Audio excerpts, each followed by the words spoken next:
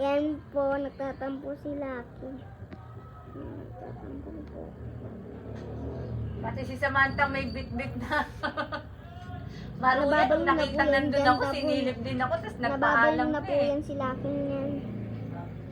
Tawa po ng tawa yan. Kung saan na po siya magtawa-tawa. Birthday pa man din ng anak mo, hindi. Dami niya po alam eh. Sabi nga ni Ate Anissa, na pinalagpas mo nga Yan yung po birthday ng siya. anak mo, igagrab na nga siya dyan. Kusa po siya Tapos may tumatawa. cake pa. Kahit wala po siya kasama. Yan po si Lucky. Yan, nasungit po siya na ipapampu po siya.